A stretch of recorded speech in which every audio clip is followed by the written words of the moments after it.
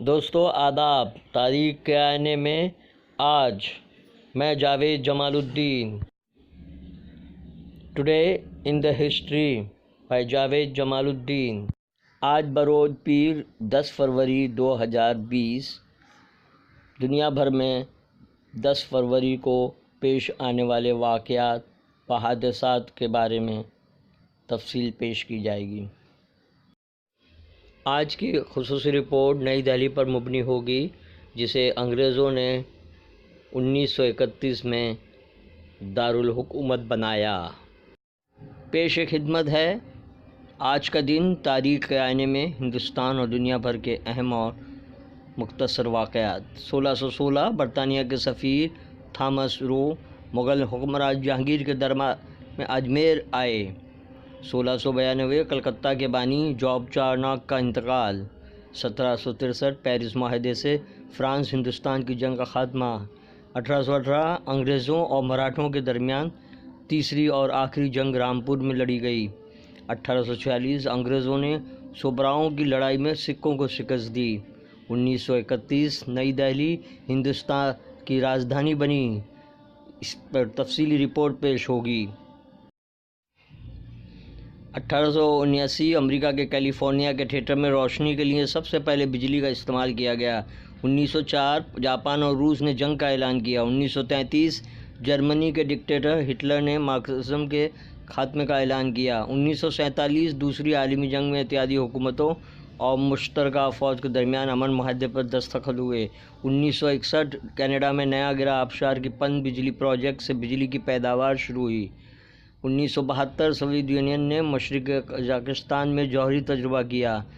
1990 امریکہ نے نوئیڈا میں جوہری تجربہ کیا.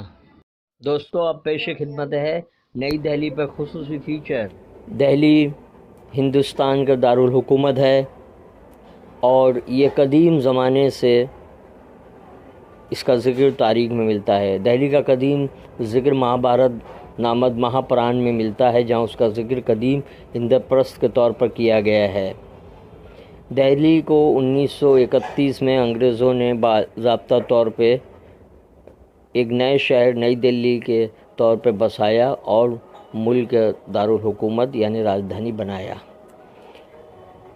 دہلی 3 اطراف سے ہریانہ سے گھرا ہوا ہے، جبکہ اس کے مشرق میں اتر پردیش واقع ہے. یہ ہندوستان کا مہنگا ترین شہر ہے. اس کا رقبہ 1484 مربع کلومیٹر یعنی 573 مربع میل ہے.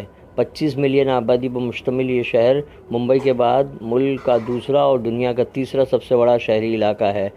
دہلی ممبئی کے بعد ہندوستان میں دوسرا امیر ترین شہر ہے، جس کے کل املاک 450 بلین امریکی ڈالر ہے اور یہ 18 ارب پتی اور 23,000 کروڑ پتیوں کا مسکن بھی ہے.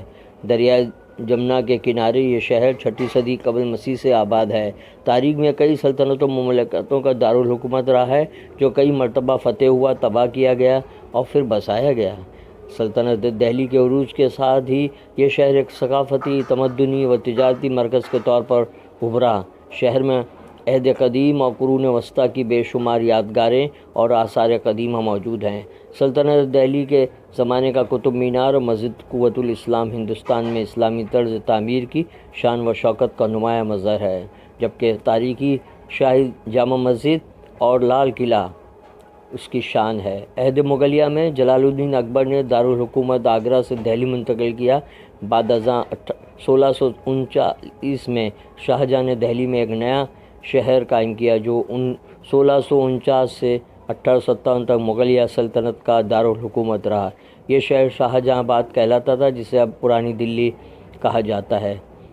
غدر یعنی جنگ آزادی 1857 سے قبل برطانیہ کی ایسٹ انڈیا کمپنی ہندوستان کے بیشتر علاقوں پر قبضہ کر چکی تھی اور برطانوی راج کے دوران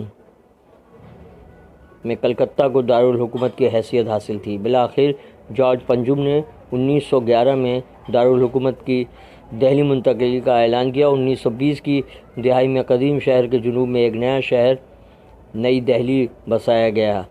1931 میں جسے باقاعدہ ملک کا دارالحکومت یعنی راجدھانی قرار دیا گیا.